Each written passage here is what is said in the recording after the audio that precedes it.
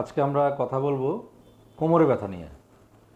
জীবনের কোনো না কোনো এক পর্যায়ে আমরা কোমর ব্যথায় ভুগি নাই এরকম খুব কম পাওয়া যাবে। কোমরে ব্যথাটা আসলে অনেকভাবেই হইতে পারে। একটা হলো যে যারা বয়স্ক তাদের ক্ষেত্রে হাড়ের ক্ষয়জনিত কারণে হতে পারে, তারপরে দুর্ঘটনার কারণে হতে পারে। অনেক সময় আমরা অনেক ভারী ওজনের বস্তু যখন তুলে ধরি তখনও হঠাৎ করে মেরুদণ্ডের চাপ খেয়ে ব্যথা হতে পারে। এছাড়াও আমরা বর্তমানে যেসব কাজ করি সেসব কাজে আমাদের কায়িক পরিশ্রম কম করি, দীর্ঘক্ষণ বসে থাকি বা এভাবে আমাদের ব্যাক মাসেলগুলি দুর্বল হয়ে যায়, তখন দেখা যায় যে আমাদের আস্তে আস্তে কোমরে ব্যথাটা কন্টিনিউ করতে থাকে। তো কোমরে ব্যথাটা একটি মেজর প্রবলেম। আমরা পেশেন্টের যে কমপ্লেনগুলি করে তার কোমরে ব্যথা করে, দীর্ঘক্ষণ ব্যথা করে এবং যখনই সে মুভমেন্ট করতে যায় তখনই তার ব্যথাটা বাড়ে। নামাজ পড়তে গেলে ব্যথা বাড়ে, বাথরুমে গেলে তার ব্যথা বাড়ে। এছাড়াও হাঁচি কাশি এইসব দিলে তার কোমরে ব্যথাটা অনেক বেড়ে যায়। এছাড়াও রুগীরা যে কমপ্লেনটা করে সেটা হলো যে তার কোমরে ব্যথাটা আস্তে আস্তে পায়ের দিকে যায়, হয়তো ডান পায়ে, নয়তো বাম পায়ে, অথবা দুই পায়ে একেবারে গোড়ালি পর্যন্ত বা পায়ের পাতা পর্যন্ত চলে যায়, এরকম একটা কমপ্লেন করে।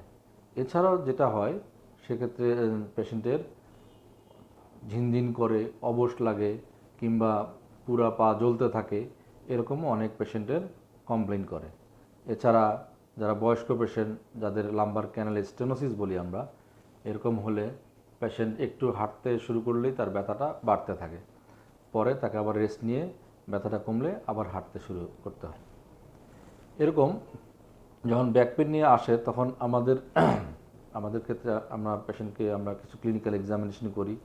তার পিএলআইডি বা প্রোলাপস লাম্বার ইন্টারভার্টিব্রাল ডিস্ক অথবা লাম্বার ক্যানাল স্টেনোসিস এরকম কোনো সমস্যা আছে কি না সেটা আমরা ডায়াগনোসিস করার চেষ্টা করি।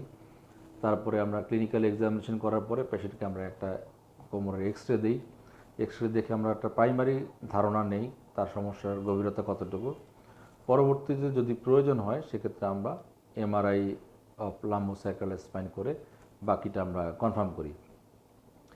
যারা কোমর ব্যথার রোগী তাদের ক্ষেত্রে আমাদের বেশ কিছু উপদেশ থাকে যে আপনার যদি সম্পূর্ণ বা সুস্থ হতে চান বা এই কোমর ব্যথা নিয়ন্ত্রণ করতে চান তাহলে আপনাকে কিছু জিনিস পালন করতে হবে। একটা হলো নিয়মিত ওষুধ খেতে হবে। 2 নম্বর, তাকে কিছু আমরা ব্যায়াম শিখাই দেই রেগুলার 3 বেলা করার জন্য। নিয়ম মাফিকভাবে সেই ব্যায়ামগুলি রেগুলার করতে হবে।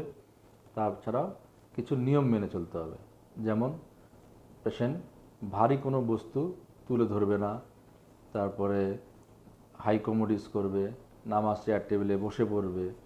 এছাড়াও দূরবর্তী জার্নি বেশি করবে না, দীর্ঘক্ষণ বসে থাকবে না বা দীর্ঘক্ষণ দাঁড়িয়ে থাকবে না, অথবা দীর্ঘক্ষণ বসে থাকার কাজ হলে কিছু সময় দাঁড়িয়ে থাকবে, আবার দীর্ঘক্ষণ দাঁড়িয়ে থাকার কাজ হলে কিছু সময় বসে থাকবে। এছাড়াও ভারী জিনিস তেমন একটা তুলবে না। এই নিয়মগুলি পেশেন্টকে মানতে হবে, তাহলে পেশেন্ট অনেকাংশেই সুস্থ থাকবে। এবং যেটা আমরা বলি যে দীর্ঘদিন আমাদের এরকম থাকলে, কোমরে ব্যথা থাকলে অবশ্যই একজন বিশেষজ্ঞ চিকিৎসকের শরণাপন্ন হয়ে এর সঠিক চিকিৎসা নিতে হবে।